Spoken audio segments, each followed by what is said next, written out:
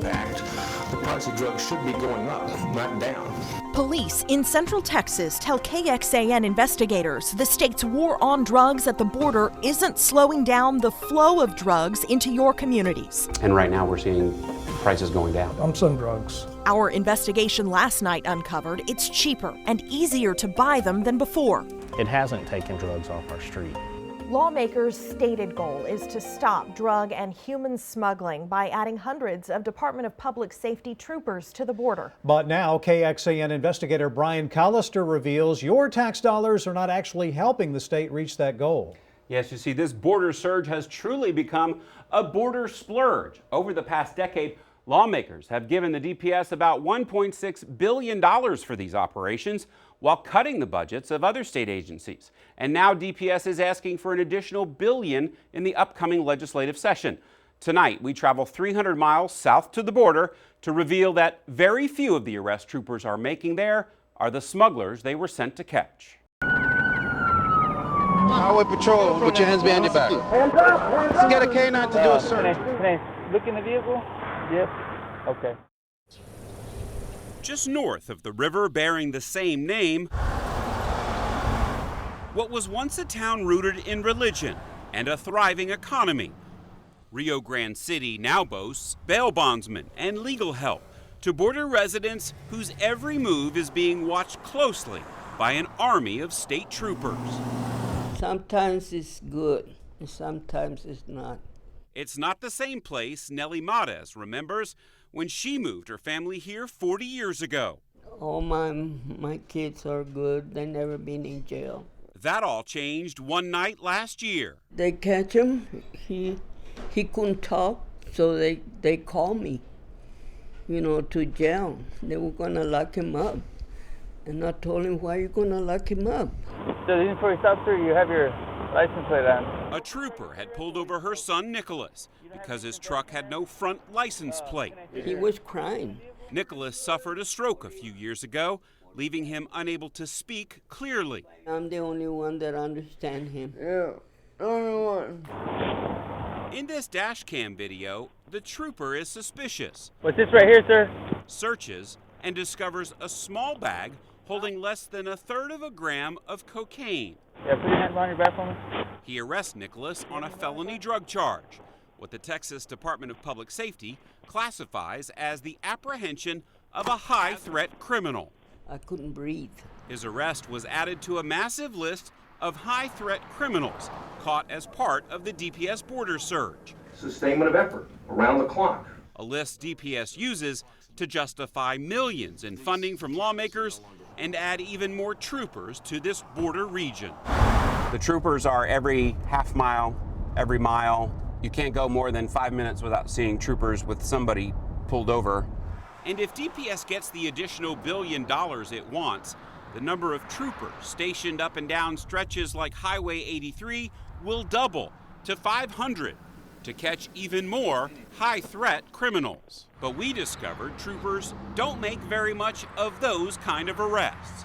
We analyzed the last 2 years of their arrests and discovered of the more than 32,000 made, just 6% were for felony drug possession and less than 1% were for human smuggling. In fact, the arrest troopers make the most, at 29%, is for drunk driving. Second, misdemeanor drug offenses make up 28%. That means most of what DPS catches are not criminals smuggling drugs into Texas. Instead, they're drug users, like Ruben Escobedo, busted with 1/4 gram of cocaine, or Omar Espinosa, arrested for felony drug possession, but he had only 2 ounces of marijuana. And there's Oscar Lopez, arrested for felony drug possession for a very small amount of cocaine. Relax. Put your hands behind your back. Put your hands behind your back. None had a criminal history, but DPS labeled all of them as examples of high-threat criminals. As a state, we haven't accomplished anything. State Representative Ryan Guillen's district stretches across Starr County and several others along the border. We showed him what we uncovered. The biggest thing that has been achieved has been stopping DWIs, which is a good thing. It's a good thing. But is that border security? It's not border security, and at what cost did we achieve that, you know? Ask Lieutenant Governor Dan Patrick, one of the state's biggest proponents of border security. The people clearly support this. He toured the border earlier this year for what he called an accountability update on the massive spending he first proposed while running for office. It wasn't just a campaign promise I was making because it sounded good to get elected. It was real, and those numbers came from me meeting with the colonel over time saying, what do you need? The majority of arrests are drunk driving and drug users, essentially, misdemeanor drugs. The purpose of the increased budget on the border was to reduce all crime. That's not what DPS reported to lawmakers last year, saying the objective was to decrease cartel drug and human smuggling by increasing patrol presence. How does this accomplish that? They're doing their job. But even though very few of the arrests have to do with smuggling? Let me tell you something. If the numbers were really high, you would be saying they're not doing their job. Too much is getting in. I don't really understand the point of your story. They're making very few arrests related to drug smugglers. Because people who are smuggling the drugs have left that area. DPS said, if you give us the dollars, we can reduce that crime dramatically in that area. We now have proof that crime is some of the lowest it's ever been. That's not what numbers from DPS show. While felony drug violations do make up a very small number of troopers' total arrests on the border, the amount of those violations has still gone up by 6% in the past 2 years. And a DPS legislative report in 2015 said, at the time, its effort deters cartel smuggling, but it does not secure the border. And patrol operations are inefficient in the detection and interdiction of all smuggling events. The report also notes the Mexican drug cartels know all of this and have hundreds of scouts to help them avoid detection by law enforcement. Still, the lieutenant governor supports spending even more on more troopers. I talked to the police chiefs, I've talked to the mayors, I've talked to the local officials. They all say keep the money coming, the crime is down. But we found some local law enforcement, like Hidalgo County Sheriff Eddie Guerra, have mixed feelings. DPS has been doing a fantastic job, is holding the line on the illegal drugs. But I'm also a taxpayer, and I know that I can do it a lot cheaper. So we're going to spend money to put troopers all up and down the border? We will do whatever it takes to make our border safe. But your tax dollars are going to more than just sending hundreds of troopers down here to the border to make arrests. Millions more are being spent to prosecute those cases, especially here in Starr and Hidalgo counties. But what no one has ever done before is figured out what happened to those arrests. What happens to those court cases? Well, KXAN has spent weeks digging through court files here in the Valley, and what we've uncovered is that in most felony drug cases, the person that's convicted gets nothing more than a slap on the wrist. Coming up, why this man troopers caught smuggling loads of pot from Mexico twice never went to prison. Plus, well, we actually have been trying to set up an interview with you to show you.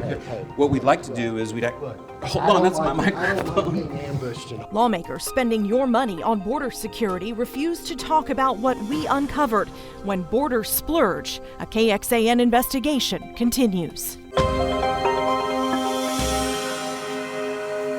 A swarm of state troopers deployed along our border to stop the flow of illegal drugs from Mexican cartels. KXAN has revealed DPS is making very few major drug smuggling busts. Instead, the majority of those they arrest are drunk drivers and drug users. But when troopers do actually catch the smugglers, it's up to district attorneys and judges to decide their fate. Texas taxpayers are paying millions for a border prosecution unit KXAN investigator Brian Collister discovered often does not send the worst of these criminals to prison. This isn't the first time Rolando Garcia has been caught smuggling a massive amount of marijuana. Hidden inside this boat are 240 pounds of weed. You see, he's already on probation after being busted a year before for the exact same thing.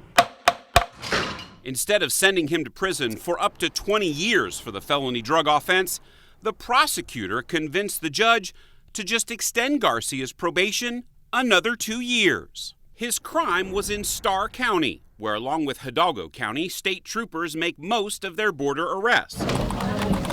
We spent weeks digging through 500 felony drug arrests in those counties from the past 2 years to find out what actually happened with drug smugglers like Garcia. Of those court cases that are now closed, we found a quarter only got probation, not sentenced to any time behind bars. 33% were sentenced to just a few weeks in jail, with some probation. Like Mary Louise Garcia, who was stopped for speeding in Hidalgo County. The trooper found 638 pounds of pot, but she wasn't sentenced to a single day in jail, only probation. We are here to help. The man whose office prosecuted her, Hidalgo County District Attorney Ricardo Rodriguez.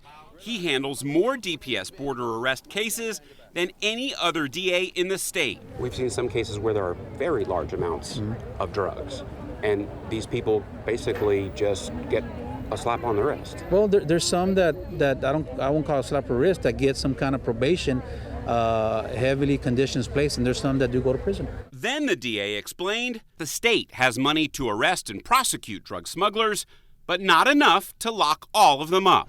That's why he usually doesn't recommend prison for nonviolent offenders. Obviously, they're drug dealers, but when we see the state moving this way, we're following the trend and trying to do everything that we can to be able to avoid, spending those kind of monies in our jails, and keeping having room for those egregious offenses where they're really threatening and harming our community. The local prosecutors make those decisions. As Lieutenant Governor, I don't make the decisions in the grand jury or to the prosecutor. Are you happy with them putting so many people on probation and not sending them to prison? I want people who commit crimes to go to jail on the appropriate time based on the crime. I'm not going to sit here and analyze every case. Your question is kind of over the top. To me, this is demonstrating that you're having success. But from where these lawmakers sit, the border surge is working. Representative Dennis Bonnen and Senator Brian Birdwell co-chair the state's Joint Committee on Border Security.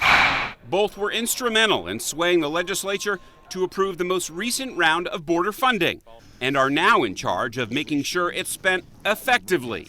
They are so grateful to what the Texas State Legislature and Governor's done for them. The heads of DPS and the Border Prosecution Unit were both at this recent hearing, giving lawmakers statistics about the number of arrests and cases they're handling. But they never go into the specifics, like what we've uncovered. And lawmakers never ask for more details. The information you gave us today is sufficient for me. Brian calls her with KXAN. Can I talk to you for a minute, sir? We tried several times before this hearing to set up interviews to share our findings. Senator Birdwell, can I talk to you for just a minute? After the meeting, I tried again, but both lawmakers ignored me and my questions. Well, we actually have been trying to set up an interview with you to show you.